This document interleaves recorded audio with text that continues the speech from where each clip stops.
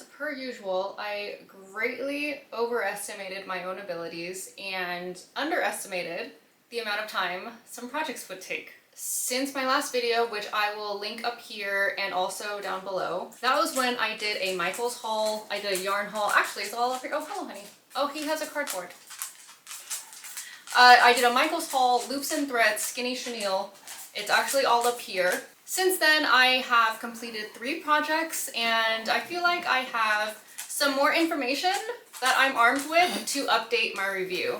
In the last video, I did some swatches. If you haven't seen it, it might be because you're not subscribed, so please take a second and subscribe so we can continue talking about this stuff. I did some swatches, and now that I've actually gone and done a few projects, I feel like I should provide an update. But before we get into that, I want to go through the scent of the day. It's currently under my candle warmer right now. It's Lavender Dream is the scent. I thought that would be very fitting because our theme for the gifts that I had made was Mermaid Unicorn. So this is one, well, no, let me back up. The 3 projects that I'm talking about were for a little girl's birthday. She just turned 5 and her theme was Mermaid Unicorn, and unfortunately I did not make the deadline to give her gifts. I made one present in time for the deadline, which I will show you here. It was a mermaid, it was a unicorn mermaid amigurumi. I loved it. She loved it. I was so happy that she liked it. Oh my gosh. Oh, I'm just happy I got one done in time. Okay. I will link the pattern and the designer below. It's super cute. Oh my gosh, she loved it. The party was at a park, so she put the mermaid unicorn in the swing and was swinging it in the swing. It was so cute. Oh my god, there was one moment though where she grabbed it. She grabbed the unicorn by one strand of hair and like flung it, you know, like kids do. They just helicopter everything. Oh my god, like actual heart attack on my part. But you know, those slip stitches, they hold through. So the mermaid unicorn stayed intact. Thank goodness. The other 2 gifts are these. These are wall hangings, and they're missing the actual like string that you actually hang it from.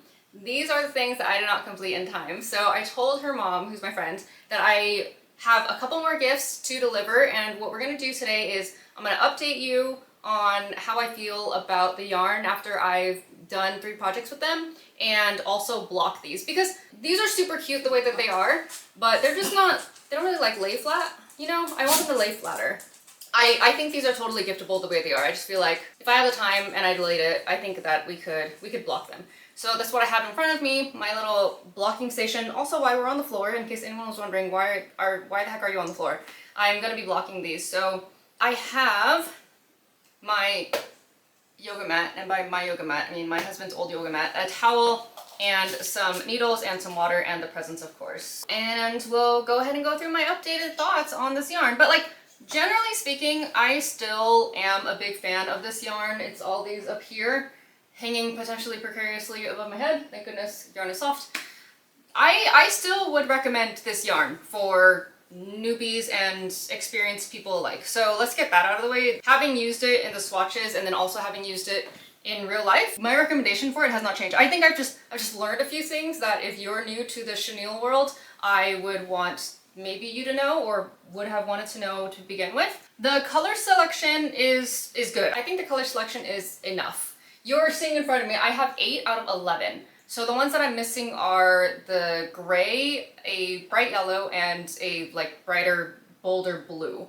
So I think those are enough. They have basically one of every color, so I think it should be fine for your needs. For the price point, I think it's also okay, but you have to keep in mind that you are getting a really big skein of yarn, which I think could be a deterrent to some people. If you don't need that much yarn, I bought on accident, so I kind of didn't really think about it. Thank goodness. Thank goodness I didn't know that. Ugh. I get so paralyzed by too many choices that I would have totally been paralyzed. But the accessibility of it is what helped me. Being in the US, being able to get it from Michaels, or if you don't have Michaels by you, I've seen it on Amazon. The size of it also influences the price. Like, it is $10 per skein. It's like $9.99. So I definitely recommend getting a coupon or waiting for a sale. One thing that I forgot to include in my last video was about frogging, which I think is super relevant. I mean, it is an integral part of my crocheting process, unfortunately.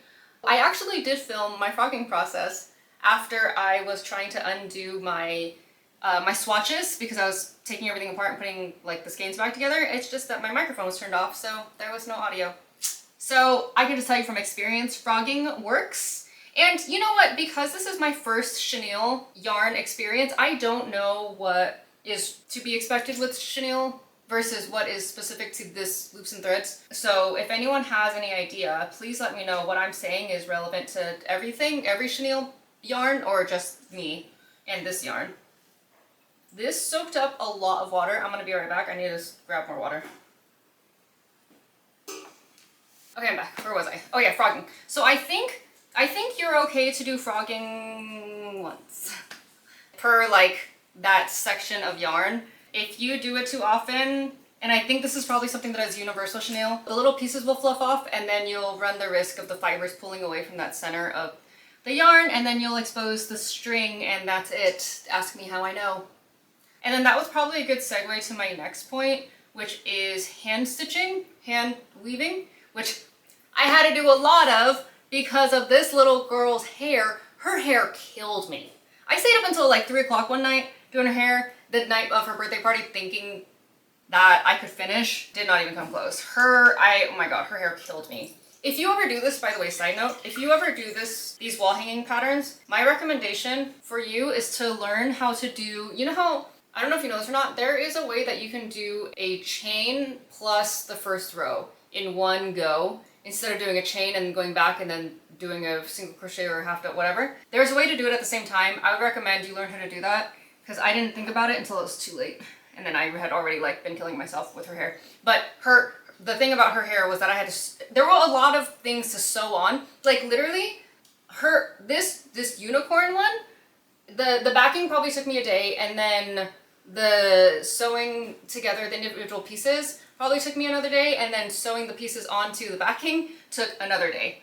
So I just, heads up if you're at my speed, which a lot of people are, I'm very slow, so you'll probably do 2/3 my speed. But yeah, so I feel like after these two projects I have a lot of experience in the weaving area. That is when definitely you'll get the stuff that pulls through and the fibers that come out a little bit, unfortunately. Like, first of all, putting the yarn into the eye of the needle is not easy. And I lost the thing that makes it easier to pull yarn through the eye of a needle. So my method is to just like smush the yarn through the needle, and it kind of works, it kind of doesn't.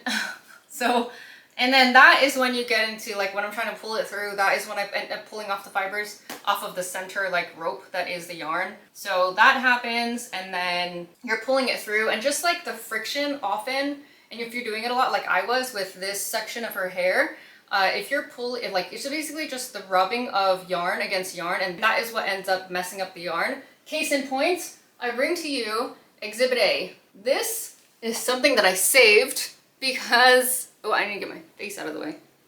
Okay, no, look at this. Here is how it just gets shredded. It gets shredded like that, you see that? Versus up here. So that happens. I saved that just for this video, now I can throw it away. And then for my purposes, the first thing that I made was the amigurumi, the mermaid unicorn. So I used a smaller hook than what is the recommended size. Hang on, sorry. I'm just trying to make sure that they're the same width. I should have done it the long way. Hang on. So, oh yeah, they're fine. That's fine. Okay. Close enough. So when I was doing the amigurumi, you know, of course, if you've done amigurumi, you know that a standard practice is to use a hook that is smaller than the recommended hook size. And I want to just tell you right now, like if you're thinking about doing the same thing, just an FYI, do you see my needles? Here it is. If you're doing the same thing, just FYI, the lighter colors are significantly harder to see the stitches. The stitch definition is significantly more difficult to see when you're using the smaller hook on the lighter colors. So like when I was doing the amigurumi, there was a significant difference between when I was doing the unicorn's body and head versus when I was doing the mermaid tail. Because mermaid tail I did in purple. So just a heads up, it was pretty frustrating, but then you kind of get the hang of it. And then when I did this, the wall hangings, I used a bigger hook. So it was fine. So when I did the unicorn body being white on the wall hanging, it wasn't as frustrating, to be honest.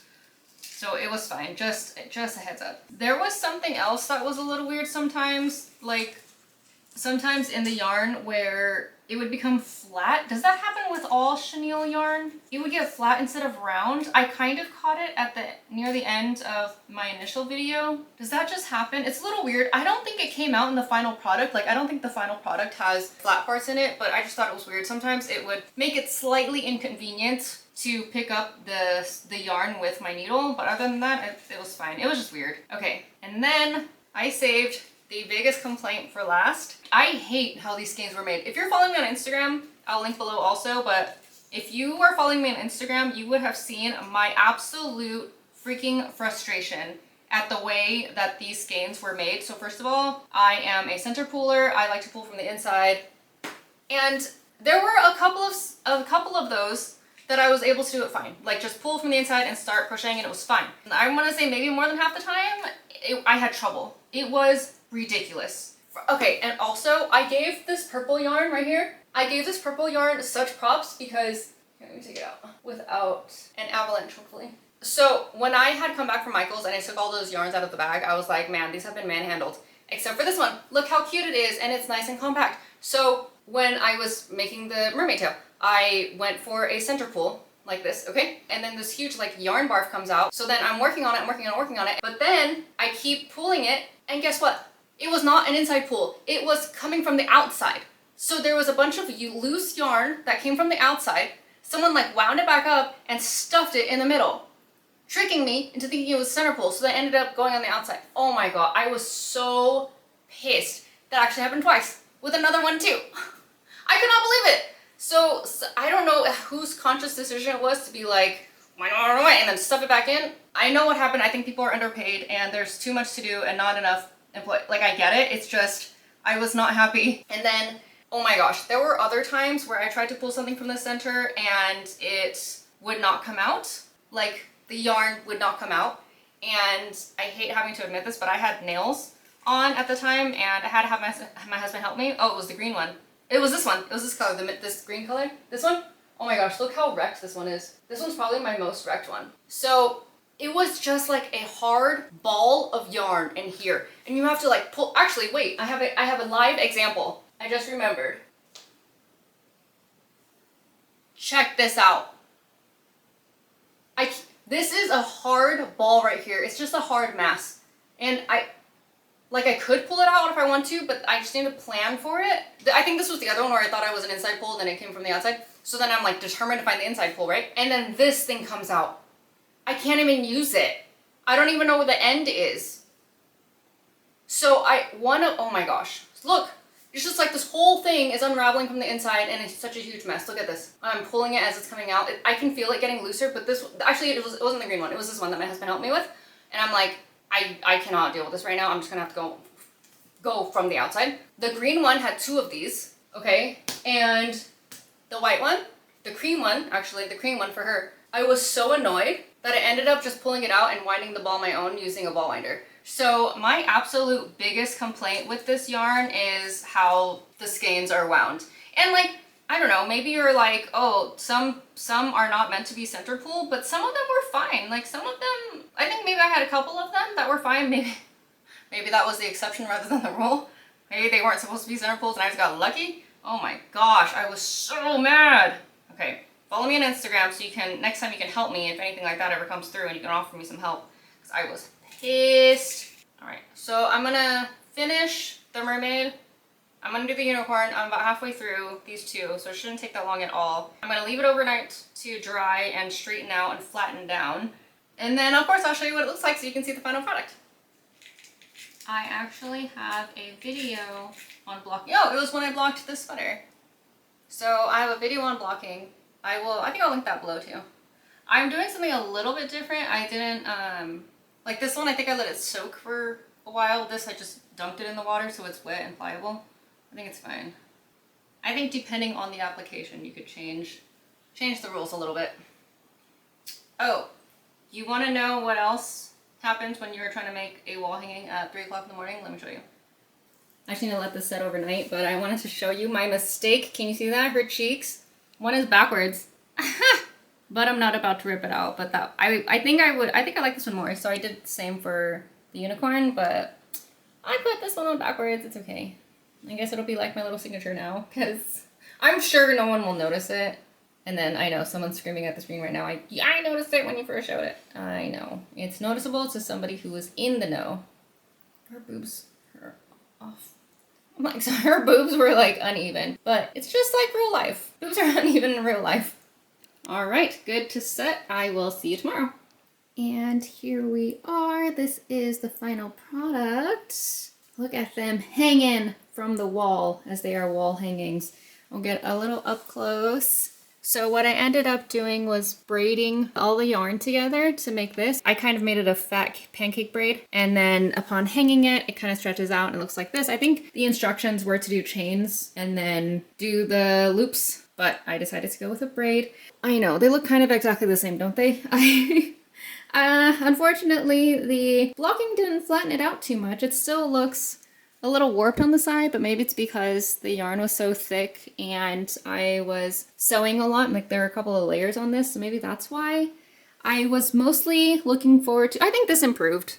The mermaid tail was really crinkly, so I wanted to straighten that out. The other thing that I wanted to improve was the leaves on the flowers, and they still curl up a little bit. I don't know, should I tack it down? Kind of wanted it to be a little bit more like that, you know? I think you can still tell it's a leaf, right? A couple of other things. Oh, so I had omitted a few things, I think mostly from her. So in the real pattern, she has a crown above her head, but nothing looks like it's missing, right? I ran out of time and I was kind of over it, so I omitted it. I think she still looks cute the way it is. And then you can also really embellish her tail fin. In the example, the designer put sequins on her tail fin and then like a couple of other embellishments around her waist. I just did not do that, but I think it still looks cute. There's a little bit more shadowing on this unicorn's feet. I just didn't do that either. And then for these, they aren't really secure. They kind of still slide off. Should I glue it? I guess I should glue it, right? In transport, do you think it'll get knocked off? The thing that was a little bit difficult, I don't know if it's too obvious right now, but okay, so one thing that they definitely look cute the way that they are very cute. It's just that I didn't realize when I bought them, like I bought them together from the same designer. They were two separate product pieces, so when I bought it, I didn't realize that the unicorn one was smaller than the mermaid one. I would have loved for them to be the same size, because now like next to each other it looks odd, but maybe you don't put them next to each other. But that also meant that these strings or the ties to hang them had to be different lengths, because this one was heavier, so she was hanging lower at the same length of braid as the unicorn. So I'm just having a little bit of trouble. I still feel like it's uneven, but maybe you just don't post these next to each other. What do you think? I'm overthinking it, aren't I? Okay, I think these are finished. These are good enough to gift. I think that the recipient will really like it. Okay, that's almost it for this video. That was certainly all for the blocking and the yarn review, but keep on watching because I have some more footage of the dogs being themselves when I was trying to read my script and read my notes, and they were still trying to nuzzle up on me. That was a little distracting, I'm not gonna lie. Make sure you click on this playlist so you can see all of my other crafting videos. Have a great day.